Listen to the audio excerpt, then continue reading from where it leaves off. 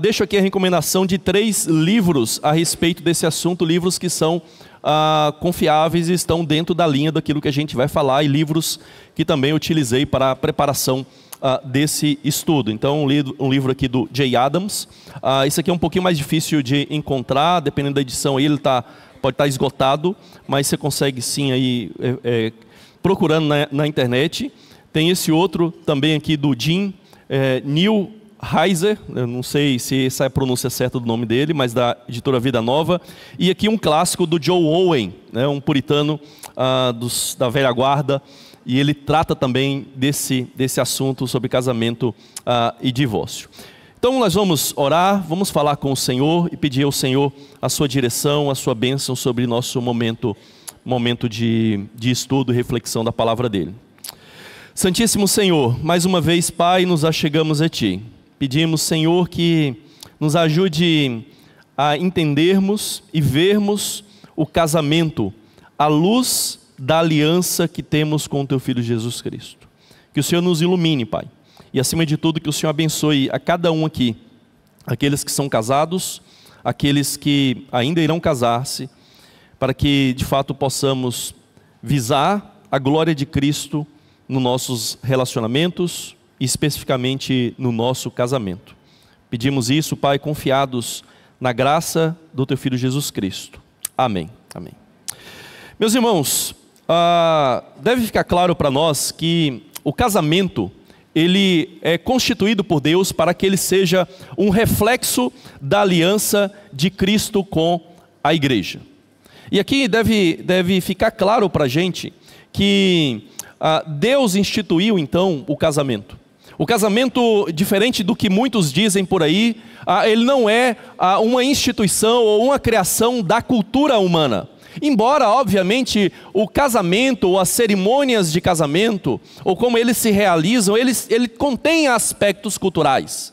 Diferentes culturas, como na do tempo bíblico, como na do nosso tempo, ou em outros países, em outras nações e culturas, no nosso tempo, há aspectos culturais presentes no casamento, né? Alianças físicas, digo eu, ou outros aspectos cerimoniais. Esses são culturais. Mas o casamento em si, ele é uma instituição divina, foi Deus quem o instituiu. E veja que Deus institui o casamento para que ele seja um reflexo dele mesmo, de quem Deus é e de como ele se relaciona conosco. Então, se a gente levar isso a sério, isso significa que não é Deus quem toma o exemplo do casamento humano para exemplificar como ele se relaciona conosco. Não, é o contrário. Deus se relaciona conosco e no seu plano eterno planejou se relacionar conosco de uma maneira, e ele instituiu o casamento desde o princípio para que fosse reflexo disso. Da mesma forma, nós podemos pensar na paternidade. Não é que Deus olha para a gente e fala, eles têm pai e filho, então eu vou usar isso como exemplo para mim mesmo. Não, é o contrário. Deus, no relacionamento trinitário, ele tem um filho que é eterno. Um filho que é gerado eternamente dele. Sempre que houve pai, houve o filho eternamente gerado, que estava no seio do pai. E Deus então cria o ser humano para refletir isso também, na paternidade. Então lembra, Deus é a fonte, Deus é o paradigma, Deus é o modelo em tudo na nossa vida, inclusive no casamento. E lá em Gênesis 2, 18 a 24, nós vemos que o Senhor, ele institui o casamento. Ele coloca o ser humano. Se você abrir o texto lá de Gênesis, no capítulo 2, quando Deus cria o ser humano, é Deus mesmo quem institui esse relacionamento entre um homem e uma mulher. Gênesis 2, 18, diz assim, então o Senhor Deus declarou, não é bom que o homem esteja só, farei para ele alguém que o auxilie e lhe corresponda. E no versículo 24, nós vemos Deus realizar isso. Por essa razão, o homem deixará pai e mãe e se unirá à sua mulher, e eles se tornarão uma só carne. Uma só carne. Então veja que Deus institui o casamento, e veja que Deus é quem é o padrão para avaliar o que é bom e o que é mal. E às vezes quando nós observamos pessoas citarem esse versículo 18 do capítulo 2, é sempre de uma maneira muito antropocêntrica. E o que eu quero dizer com isso? É que muitas vezes nós pegamos e dizemos, olha, o homem estava sozinho, estava solitário, coitado. Todos os animais tinham um par, mas o homem não tinha. Mas veja que não foi Adão quem disse que estava sozinho, não é? Não foi Adão que falou, Senhor, eu estou sozinho, olha, todo mundo está acompanhado aqui nesse jardim, mas eu estou sozinho, estou solitário. Não, não foi o homem quem disse, não foi o homem quem se sentiu sozinho ou carente e procurou uma auxiliadora. Talvez, como ele não tinha um parâmetro para medir isso, ou seja, ele não tinha um momento em que ele estava acompanhado e um outro momento em que ele estava sozinho, ele nem percebeu essa necessidade, mas foi Deus quem disse que era uma necessidade. Foi Deus quem disse que não era bom que o homem estivesse só. E por quê? Porque Deus não é um ser solitário. Porque Deus não é um ser em que uma pessoa só existe sozinha. Deus é Pai, Filho e Espírito Santo. Então existe uma família divina, uma comunhão trinitária. E o homem sozinho, ele não pode ser essa imagem de Deus. Ele precisa também estar em comunhão. E o casamento é um ambiente onde isso se expressa de uma maneira mais plena. Então Deus instituiu o casamento. Lá em Malaquias capítulo 2, versículo 14 a 16, o casamento é explicitamente tratado e citado como sendo uma aliança. É um pacto entre duas pessoas que se relacionam. Nós vemos a mesma coisa em Provérbios capítulo 2. Fala aí da mulher adúltera, como ela deixa o seu companheiro da mocidade, e ela quebra então a aliança de Deus, que é representada ali no casamento. Então veja que o casamento é um pacto solene, é uma aliança solene, formalmente instituída entre duas pessoas, para refletir a própria aliança entre Deus e o seu povo. Então nós vemos que esse casamento que Deus institui, ele é esse reflexo dessa aliança divina. Veja que lá em Gênesis, capítulo 1, versículo 26 a 28, nós temos ali a primeira vez em que é narrado de maneira mais resumida a criação do ser humano. Depois em Gênesis 2, essa criação do ser humano ela é repetida, só que com mais detalhes. Então, diferente daquilo que alguns liberais podem dizer, que aqui temos duas criações, né, ou uma narrativa contraditória, não é isso que o texto está colocando. Constantemente, às vezes, Gênesis faz isso, ele apresenta uma história resumida, e depois ele volta e dá um zoom, e dá um foco naquela história, naquele aspecto da história. E o que nós vemos aqui é que em Gênesis 1 você tem uma narrativa geral da criação, inclusive da criação do homem, e em Gênesis 2 Deus volta para mostrar como que foi a criação desse casal, e especifica ali que primeiro Adão foi criado, depois a mulher, e todos os detalhes dessa narrativa. Mas aqui em Gênesis 1, 26, é importante a gente observar que o texto diz, façamos o homem à nossa imagem, conforme a nossa semelhança. Então veja que Deus é quem decide criar o homem, mas é interessante que quando Deus delibera essa criação do ser humano, Ele diz façamos. E muitos intérpretes e teólogos cristãos, eles entendem aqui que aqui já há um reflexo, uma semente incipiente da Trindade. Embora aqui obviamente não mencione três, mas pelo menos se façamos, é mais do que um. Deus não estava solitário quando criou. E não creio que seja lícito eu imaginar que Deus está falando para os anjos e dizer façamos o homem, porque os anjos não são criadores, eles são criaturas.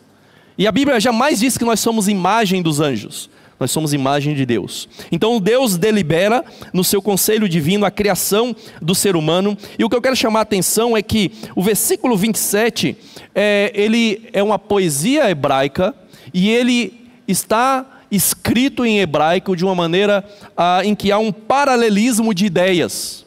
E esse paralelismo de ideia vai dizer que Deus criou o homem à sua imagem. A imagem de Deus o criou, homem e mulher os criou. Ou seja, homem e mulher é o equivalente de a imagem de Deus. Você entendeu? Essa é a ideia hebraica.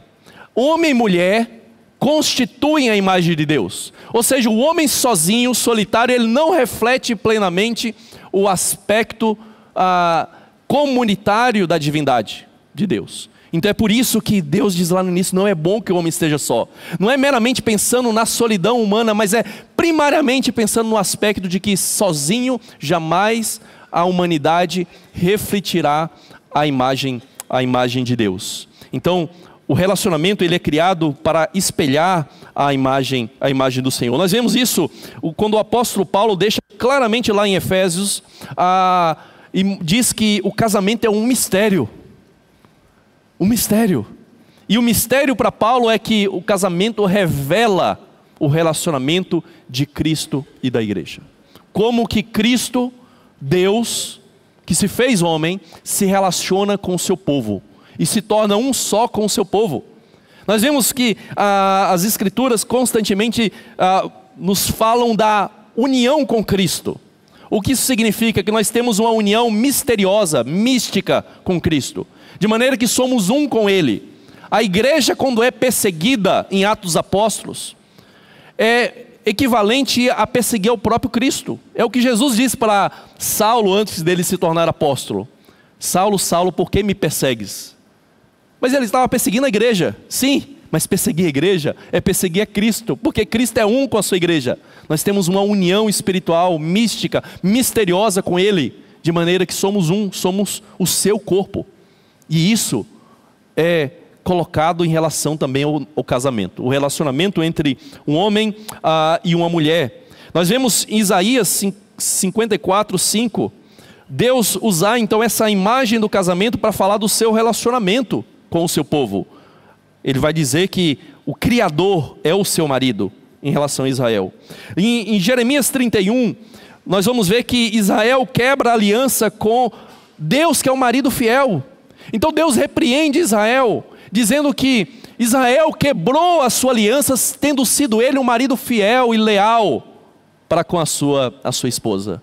Mas Israel não permaneceu fiel a Deus. Em Oséias, nós vemos no capítulo 2, que Deus se casa para sempre com a sua esposa, com a sua noiva, que Ele agora toma de volta para si. Então, novamente, essa ideia de um relacionamento. Apocalipse 19, 7-9, fala lá das bodas do Cordeiro e da sua noiva preparada para o casamento.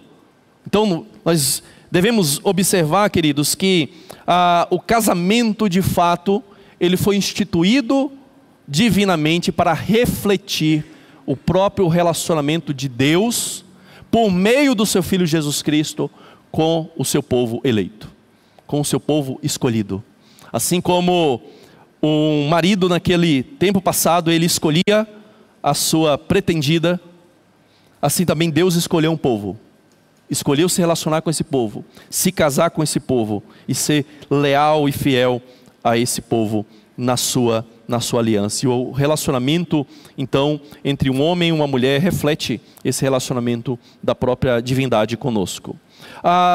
Então, dentro desse aspecto, irmãos, se a gente entende que o casamento é para refletir a Cristo e a sua igreja, como que nós vamos cumprir esse papel de refletir a Cristo e a igreja, se um cristão, verdadeiramente cristão, ele decide se relacionar com o incrédulo?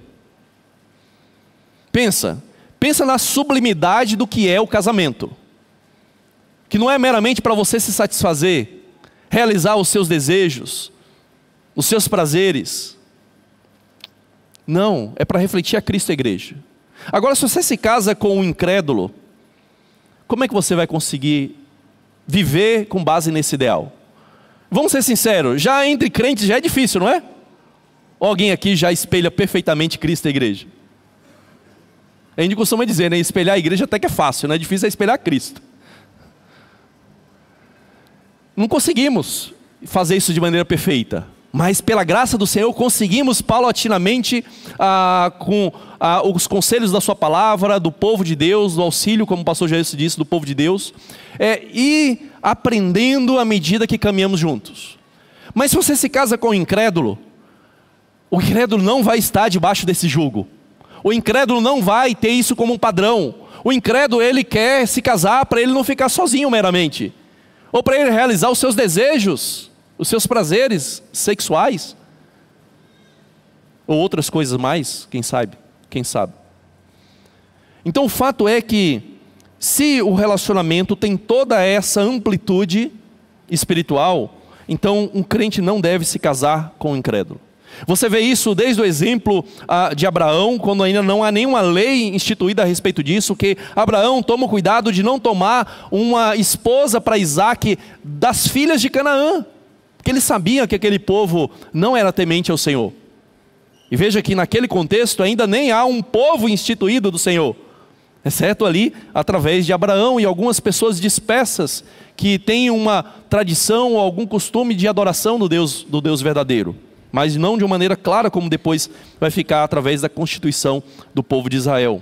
Em Deuteronômio 7, 3-4, Deus deixa claro para aquele povo que eles não deveriam fazer aliança, uma aliança política, nem mesmo uma aliança de casamento com incrédulos.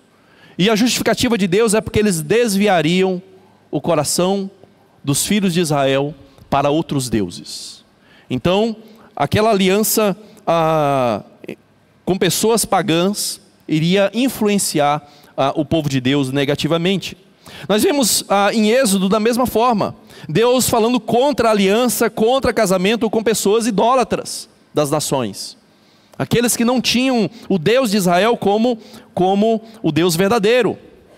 Nós vemos lá em Jeremias 31, que Israel quebra a aliança dele com o marido fiel. Isso aqui, eu não lembro por que esse texto está aqui, depois os irmãos leiam, que a gente não tem tempo de ler todos, tá? Esdras e Neemias, a gente vê que essa situação do povo quebrar a lei, desobedecer a ordem de Deus e se casar com pessoas das nações, chegou a tal ponto que o ensino da palavra de Deus, da lei divina, já tinha se perdido. O povo nem se conseguia, os filhos nem sabiam mais falar hebraico naquele período. Por quê?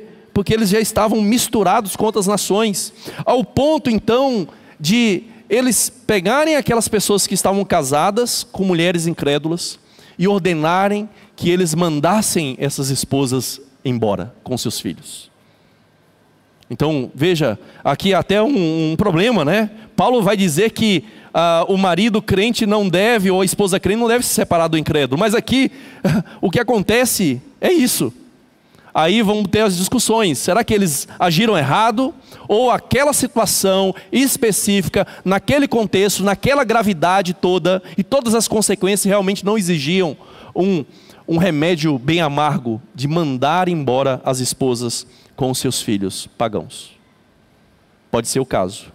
Mas o fato é, queridos, que as escrituras do Antigo ao Novo Testamento mostram que o casamento deve ser apenas entre aqueles que estão em aliança com o Senhor. Isso eu não quero dizer que o casamento entre incrédulos não seja válido, é válido.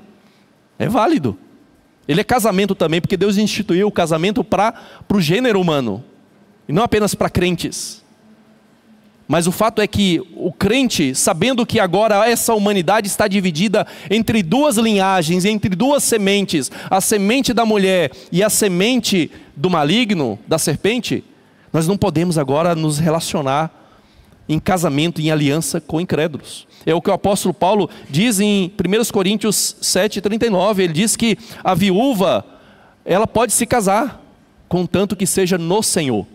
No Senhor. E no Senhor aqui não significa fazer um casamento religioso na igreja, significa entre aqueles que estão em união espiritual com o Senhor, entre aqueles que estão em aliança com o Senhor, porque esse casamento deve espelhar essa aliança com Deus. Então o casamento deve ser exclusivamente entre o povo da aliança, aqueles que são verdadeiramente crentes. 2 Coríntios 6 fala aí do jugo desigual. E veja que jugo desigual ali, ele não está tratando especificamente do casamento, é claro, mas se aplica também ao casamento. Mas é claro, como ele não está falando exclusivamente de casamento, ele se aplica também para nós que às vezes fazemos alianças políticas, alianças empresariais com incrédulos. Irmãos, se a gente for levar a sério a palavra de Deus, esse texto proíbe você entrar em uma sociedade com incrédulo. Você está se colocando em um jugo desigual, ou seja, um peso, uma obrigação desigual. E no casamento, isso é ainda mais grave, porque você está na mesma casa, você está na mesma cama com a pessoa que não ama o Senhor, que não teme o Senhor, não tem uma aliança com o Senhor. E aqui esse texto de 2 Coríntios 6, inclusive compara a Cristo e diz, que aliança que Cristo tem com o diabo? Para você fazer alianças com incrédulos. Tinha um pastor que ele dizia o seguinte: se você se casar com um incrédulo, o seu sogro será? Quem que é seu sogro? Você é filho de Deus. O incrédulo é filho de quem? O diabo. Quem vai ser seu sogro? O diabo. Você quer esse sogro? Às vezes alguns reclamam, brincando, claro, outros de verdade, da sogra, não é? Imagina ter o diabo como sogro. É isso. Se você casa-se com um incrédulo, você está se casando com alguém que tem como pai o diabo. E ele vai ser o seu sogro. E vai te infernizar durante a sua vida toda, se aquele incrédulo com o qual você se casou não se converter. Então, isso é importante, irmãos. Porque às vezes a gente acha que casamento, namoro, é campo missionário, né? Não é. A pessoa não se converte pelo namoro ou pelo casamento. Se converte por ouvir a palavra de Cristo, o Evangelho de Cristo. Então é isso que você deveria fazer, pregar o Evangelho. E não porque você quer que aquela pessoa se converta para você se casar com ela. Não, porque você quer pregar Cristo, você quer honrar Cristo. Se aquela pessoa se converter, amém, glória a Deus. E se ela se converter e quem sabe vocês se namorarem e se casarem, glória a Deus também por isso. Mas que esse não seja o foco.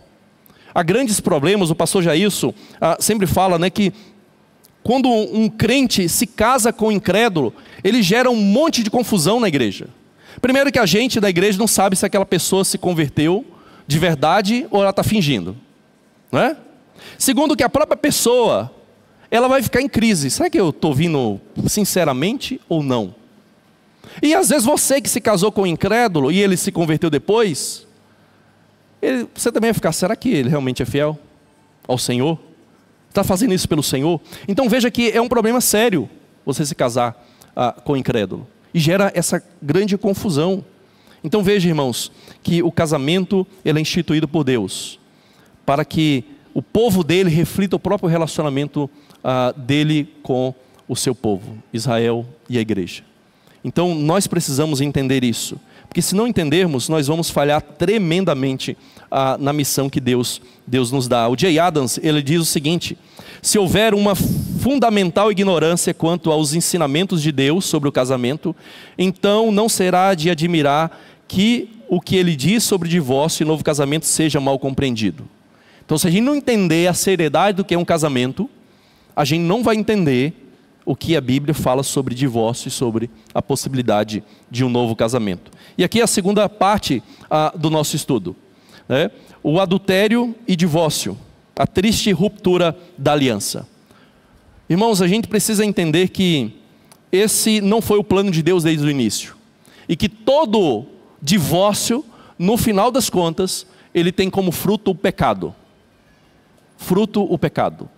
Pode não ser dos dois, mas é fruto do pecado. Se não fosse a queda, não haveria divórcio.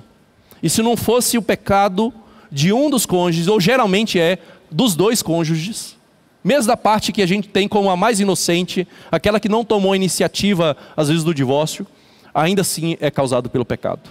Então, é sempre triste, é uma triste quebra ou ruptura da aliança de Deus, representada aí no casamento.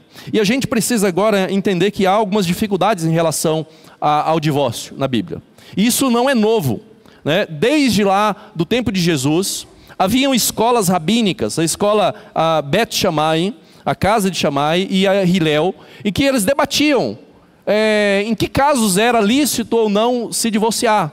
A escola de Shammai era mais conservadora e apenas em caso de adultério o divórcio era possível, era lícito. A de Hillel era mais liberal, mais aberta e por diversos outros motivos eles poderiam se divorciar. E da mesma forma hoje há divergências em relação a isso.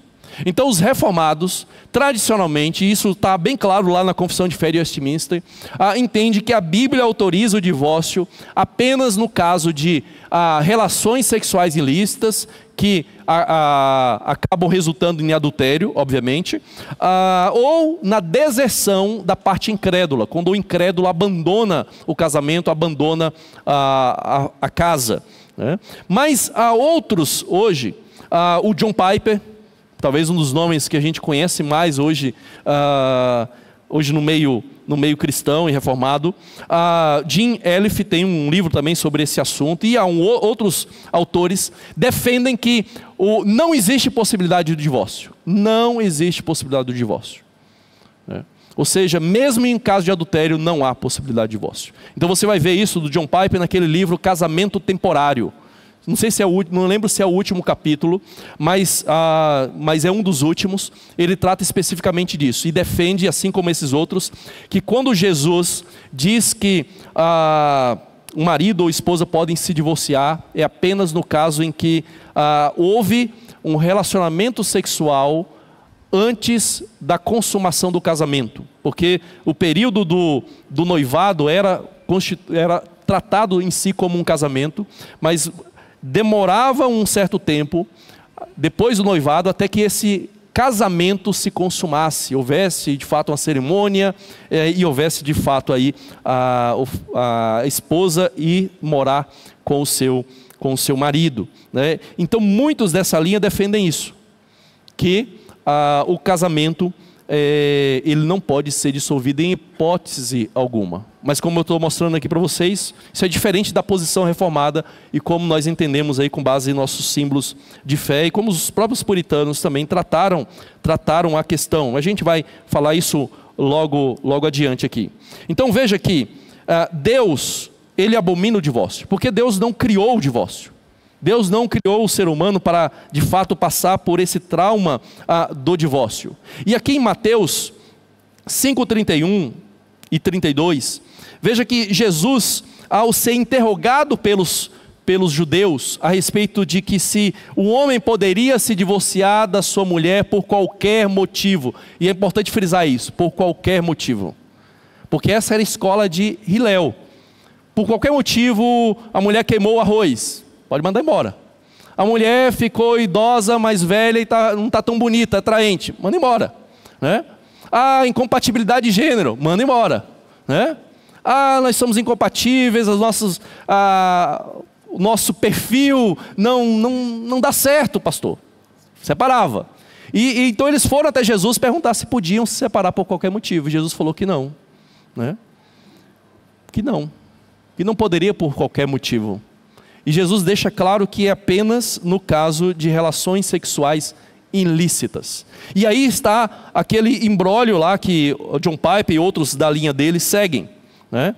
A ideia deles é que Jesus não usa a palavra que significa literalmente adultério, mas ele usa a palavra porneia, que significa relações sexuais ilícitas. Então eles argumentam que já que Jesus não está falando de adultério, então significa que eles ainda não eram plenamente marido e mulher. E que então o divórcio só pode ocorrer no noivado, naquela cultura, diferente do noivado de hoje, né? Porque naquela já tinha um contrato, já eram casados, no papel literalmente, né? Já era oficialmente marido e mulher, então se um se relacionasse com outra pessoa era adultério, era pecado. E deveria ser punido, inclusive, até mesmo com morte, segundo a lei. Então, muitos dessa linha seguem isso. Só que há alguns problemas com isso. O Jim, o Jay Adams apontam bem, principalmente o Jay Adams, eu achei ele mais exegético nesse ponto. Ele vai argumentar, primeiro, que Jesus não estava discutindo o noivado ou o compromisso de casamento. Ele não estava discutindo isso. A pergunta foi em relação ao casamento. Foi bem específica a pergunta. E outra coisa, Jesus não usa a palavra, ou o evangelista para registrar isso, não usa a palavra adultério, que é específica nesse caso, mas usa a palavra mais geral, que é porneia, que significa qualquer relacionamento imoral, sexual imoral. Ele faz isso para que isso abranja diversos tipos de pecados sexuais. Que pecados sexuais poderiam ser abrangidos com porneia? Sodomia, ou seja, o relacionamento entre um homem com outro, mulher com outra, né? Ou seja, um relacionamento homossexual. Isso a palavra abrangia isso. Relacionamento com animais, naquele tempo já havia isso. Então, ou seja, a palavra que Jesus usa destaca que qualquer pecado dessa natureza sexual pode ser a base para o divórcio lícito, que seria a única exceção que Jesus coloca. Os demais casos estão excluídos. E Jesus está também colocando como base o ato em si, e não o resultado dele. Ou seja, o resultado qual que é de um pecado sexual ilícito? É o adultério. O adultério é o resultado, mas o ato em si é o que dá a base para esse divórcio, né? Então veja, queridos, que as Escrituras, e Jesus aqui explica muito bem como que o casamento, ele só pode ser dissolvido e só tem base para ser dissolvido quando há realmente um relacionamento sexual que seja ilícito, que seja imoral, ou como a palavra grega usa, porneia. Mas há um outro caso nas Escrituras, e conforme também está estipulado na Confissão de Fé de Westminster, é quando o incrédulo abandona. Paulo aqui em 2 Coríntios 7 deixa claro que um crente casado com incrédulo, ele não deveria se separar. Naquele contexto ali, muito provavelmente, não é o caso de um crente que se casou com incrédulo como se isso fosse correto. Paulo já deixou claro, devem se casar apenas no Senhor. Mas pensa naquela cultura, ou até hoje, onde um só cônjuge se converte, o outro não se converte. Hoje a nossa cultura é relativamente tolerante, mas ainda há casos diferentes. Mas naquela cultura, principalmente num contexto judaico, se um cônjuge se convertesse a Cristo e o outro não, muitas vezes ele não ia querer morar com o cônjuge incrédulo, o cônjuge crente que se converteu a Cristo. Então o incrédulo iria querer abandonar o casamento. O que Paulo diz é: deixa aí, Deus te chama para viver em paz. Ou seja, se o incrédulo toma a iniciativa de sair, mesmo depois de você tentar manter o relacionamento, você deixa aí. É melhor, é o que Paulo está dizendo. Melhor do que vocês viverem brigando, não haver desentendimento, né? E dentro desse contexto, sim, é possível aí um novo casamento. Veja que Jesus deixou claro que quem se casa com a divorciada ou com o divorciado, exceto em caso de relação sexual ilícita, comete adultério. Mesmo divorciado no papel, comete um adultério. Ou seja, é uma quebra da aliança, mesmo se já estiver divorciado. Mas se o motivo foi bíblico, foi por causa de relação sexual ilícita, o casar-se novamente não é constituído pecado segundo Jesus. E também segundo algumas interpretações aqui de 2 Coríntios 7, se Paulo diz que agora você não está mais sob obrigação, significa também que há uma autorização bíblica para, no caso do incrédulo, deixar a família, sim, a parte crente se casar novamente. Porque alguns às vezes defendem que ali não há uma menção explícita de uma autorização para se casar de novo. Só fala para deixar aí o incrédulo e viver em paz. Então alguns querem ser literalistas e pegam e dizem que então você deve viver solteiro o resto da vida porque o incrédulo saiu. Só que se isso for verdade, então significa que você ainda está sob obrigação, mas Paulo diz que você não está sob obrigação. Então muitos entendem, e eu creio que está correto, de que quando o incrédulo deixa o casamento e há o divórcio de fato, a parte crente que foi abandonada, ela tem de maneira lícita o direito de se casar novamente. Então o que a gente precisa entender, irmãos, biblicamente, tentando caminhar aqui para o nosso fim, é que Deus, ele regula o divórcio. Deus não institui o divórcio. Ele regulou algo que já havia na sociedade, algo que já estava presente naquela cultura, assim como está presente na nossa cultura. E Deus então limita esse divórcio a algumas circunstâncias, né? E Ele procura fazer isso para que até mesmo as consequências sejam mitigadas, principalmente naquela cultura antiga ali, onde uma pessoa que se divorciasse, mas às vezes não tivesse dado a prova de que mandou a esposa embora, a esposa depois poderia ser acusada de adultério pelo marido. Então havia necessidade de ter realmente uma certidão de divórcio e com os motivos pelos quais aquela pessoa foi mandada embora. Então o J. Adams, ele vai dizer que conceder ou permitir uma prática não é o mesmo que originá-la, estabelecê-la ou instituí-la. O que alguém permite já existe como um conceito, como uma prática. Então Deus regula aquilo que já estava presente ali.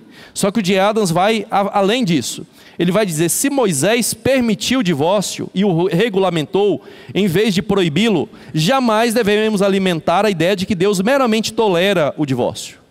Irmãos, tem muitas outras coisas que já existiam, mas Deus não regulamentou o que era errado de fato. Deus não regulamentou, por exemplo, olha, já que vocês são idólatras, quando vocês fizerem um ídolo, faz desse jeitinho aqui. Deus não fez isso, né? Ou, proibido assassinato. Não, mas quando você matar, mata assim devagarzinho, enfiando a faca devagarzinho.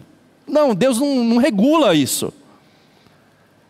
Mas o divórcio, Deus regula porque tem casos específicos que o divórcio é lícito, é necessário, né? Quando não há nenhum remédio mais para solucionar aquele mal. Então Deus não meramente tolera o divórcio. Não é que Deus não odeia o divórcio, é causado pelo pecado. Mas em alguns casos, às vezes é o remédio amargo que devemos tomar. J. Adams fala mais. O fato de o regulamentar indica sua permissão. Não regulamentaria o que ele proíbe. Então, J. Adams vai bem incisivo aqui nesse ponto. Além disso, irmãos, Deus não usaria a própria imagem do divórcio para falar de Israel adúltero, se o divórcio fosse algo abominável e que em nenhum caso fosse possível. Deus não usa nenhum tipo de imagem pecaminosa para exemplificar o relacionamento dele com o seu povo, mas o divórcio, Deus usa. Deus fala que deu uma carta de divórcio a Israel. O exílio é simbolizado como um divórcio, onde Deus manda embora a sua esposa. Por causa de quê? O único motivo que Jesus autoriza, que é relacionamento sexual ilícito. Ou seja, o resultado do adultério.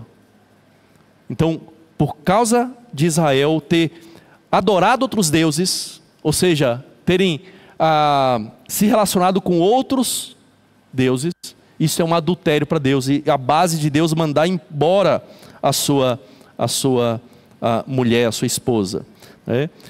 Então veja, irmãos, que há de fato motivos bíblicos para o divórcio e motivos bíblicos para um novo casamento em alguns casos específicos. Como eu disse, você é a parte inocente, o outro adulterou, né, por relação sexual ilícita, você pode se casar novamente, ou o incrédulo desertou do casamento, não quis mais continuar casado, também você é livre para seguir a sua vida e constituir um outro casamento que seja lícito diante do Senhor e em Cristo.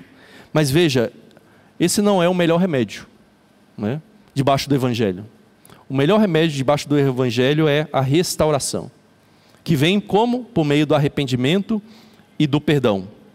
Então o divórcio, ele pode ser perdoado, tem sido perdoado e é perdoado atualmente e continuará a ser perdoado por Deus. E que a igreja não se atreva a fazer menos do que isso. Ou seja, até mesmo o divórcio, há perdão. Mesmo quando o divórcio é ilícito, há perdão, é graça da parte de Deus. Lembra, o divórcio não é pecado imperdoável. Não é pecado imperdoável para as pessoas.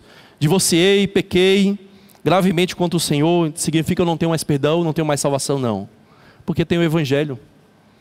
O único pecado imperdoável é a blasfêmia explícita, consciente contra Deus, contra o Espírito de Deus. Então o divórcio não é esse pecado. E além disso, o melhor remédio para o adultério não é o divórcio. É realmente procurar a restauração. Então a gente não deve se iludir e achar que o divórcio seja a solução, a melhor solução, né? Porque o divórcio sempre vai deixar consequências. Imagina que o cônjuge adulterou, é um fato, foi consumado, ele confessou, ele admitiu, mas ele está arrependido, mas você prefere não, por causa do orgulho eu não vou perdoar. Aí você se divorcia. Só que vocês têm filhos. Os filhos agora vão ficar longe do pai ou da mãe. Isso vai trazer consequências. Vai trazer consequências. O próprio trauma do divórcio em si já é uma consequência. O próprio fato de ter sido traído, ofendido, já é uma consequência. Então o divórcio nunca é a solução real. Qual que é a solução real, bíblica e evangélica para isso? É o perdão e a redenção. É o que Deus faz conosco, não é?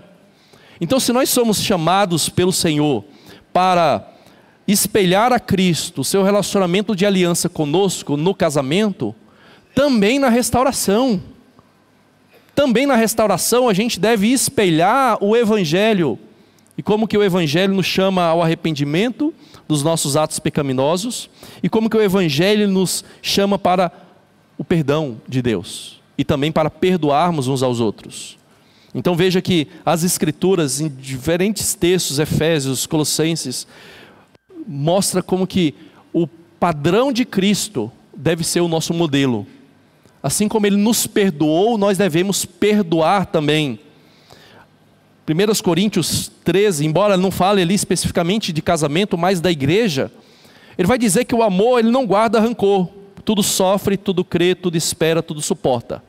Veja que isso aqui é um próprio exemplo, retrato do amor de Cristo por nós. Imagina se ele tivesse guardado rancor do seu adultério espiritual, dos seus ídolos, que muitas vezes você guarda até hoje no seu coração. Imagina, você não teria salvação jamais. Então, nós somos chamados a espelhar esse amor. Nós que recebemos esse amor pelo Evangelho, somos chamados também a amar e não guardarmos rancor. Aprendemos a sofrer muitas vezes a injustiça. Nós ouvimos isso hoje no sermão. De outra forma, mas está relacionado a isso. A sofrer, a realmente esperar o melhor, esperar que o outro, pela graça do Senhor, possa mudar. Se isso é válido para a igreja, será que não seria válido para o casamento também? Se Paulo está falando aqui, 1 Coríntios 13, para os relacionamentos em gerais da igreja, não é válido também para o relacionamento mais próximo que a gente tem, que é com o cônjuge? Sim. Então, nós devemos espelhar esse perdão, essa redenção, nos nossos próprios relacionamentos. Mateus 18 deixa claro que perdão não tem limite. Você não vai riscando aquele quadradinho, 1, 2, 3, quando cortar o quinto, não, agora não tem mais perdão. 70 vezes 7 ali, essa multiplicação ali que Jesus faz, é para dizer assim, não tem limite. É perfeito, o perdão tem que ser pleno e perfeito, não tem que ter limites quantitativos, desde que haja o arrependimento verdadeiro. Porque é claro que se você está num relacionamento, o cônjuge tem um amante, e ele não quer abandonar esse relacionamento, não tem como você se manter casado com essa pessoa. Porque não há arrependimento, não há abandono do pecado. Mas muitas vezes há um pecado em que ele foi cometido por diferentes motivos, mas a pessoa reconheceu que foi um erro, que é pecaminoso, se arrepende verdadeiramente, então tem que haver perdão. Lembra da parábola que Jesus conta do credor incompassivo? Aquela parábola é para mostrar o quanto Deus foi gracioso conosco. A parábola ali é construída por Jesus para mostrar uma pessoa que ela conseguiu contrair uma dívida maior do que o Império Romano arrecadava de impostos de todas as suas províncias em um ano inteiro. E está dizendo que aquela pessoa tinha aquela dívida, mas foi perdoada. Mas o outro tinha uma dívida ali em que poucos meses ela conseguiria trabalhando pagar a dívida. Mas o outro vai lá e não perdoa aquela dívida menor. E Jesus conta isso para dizer que Deus nos perdoou muito mais. A ofensa nossa contra Deus é muito maior do que a ofensa que qualquer uma aqui possa cometer para o outro.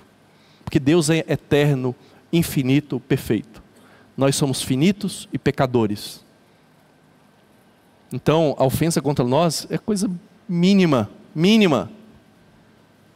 Por mais dolorosa que seja, ainda é incomparável com o perdão que Deus nos dá. E Jesus é bem taxativo. Se nós não sabermos perdoar, como Ele nos perdoou, não teremos perdão. Ah, mas então quer dizer que o perdão é baseado nas minhas obras, nos meus méritos por perdoar? Não, não é isso. O que Jesus está dizendo é que, em outras palavras, teologicamente, você que experimentou da graça, você recebe graça para dispensar graça para os outros. Você que entende o que é ser perdoado, você é capacitado por Deus agora também para perdoar e espelhar a Cristo nos seus relacionamentos. Espelhar essa redenção que Cristo nos dá no relacionamento com Ele. E aprendemos então, assim como Cristo fez conosco, cobrir essa multidão de pecados que nós temos. E nós somos chamados também para cobrir o pecado do outro com o perdão. E especialmente no casamento. É o que Deus faz. Veja que Oséias, Jeremias, exemplifica muito bem. Embora Deus mande Israel embora, um divórcio, manda para o exílio, o que Deus faz? Depois Deus chama de volta. Deus toma de volta aquela esposa, aquele povo para si, mostrando esse amor de Deus por Israel, mostrando esse perdão. Embora Israel tenha sido infiel e adulterado com falsos deuses, Deus chama de volta para si a sua esposa. Então, queridos, assim deveria ser o nosso relacionamento, uns com os outros, e no maior de todos os relacionamentos que nós temos aqui nesse mundo, debaixo do sol, que é no casamento. É o perdão, é restauração, é realmente buscar o outro para que o outro se arrependa dos seus pecados e seja acolhido novamente em um relacionamento. Eu termino por aqui. Como eu disse no início, há muitas coisas para serem ditas, mas eu queria pontuar algumas questões aqui na conclusão, e juntando tudo isso aqui que nós falamos. Primeiro, a seriedade do casamento como aliança. O casamento é uma aliança, é um pacto. Então ele tem que ser celebrado de uma maneira oficial. Não é contrato de gaveta, sabe? Igual algumas compras de alguns terrenos. Não, é oficial, é algo solene, né? Tem que ter votos. Às vezes, e eu já me policiei por causa de uma má experiência que eu tive, onde as pessoas vão e querem fazer aquele casamento assim, bem romântico, não é? Elas querem fazer os seus próprios votos, mas não tem voto nenhum. Fazem um monte de declaração, que eu amo, que eu adoro, que você é meu tudo, minha tuda, mas não tem voto nenhum. Então sempre alguém fala assim: pastor, a gente escreveu os nossos votos, tá? Deixa eu ver os votos. Tem voto aí? Ou é só palavras ao vento? Por mais bonitas que sejam, tem que ter votos, irmãos, porque é algo sério. Deus, quando faz aliança com o seu povo, Ele faz promessas. E nós exemplificamos a Deus com promessas, porque são coisas sérias e o casamento é algo sério. O problema da união estável. União estável não une nada. União estável, a gente já conversou com alguns irmãos que entendem do assunto. A pessoa continua oficialmente solteira. Ela não é considerada casada.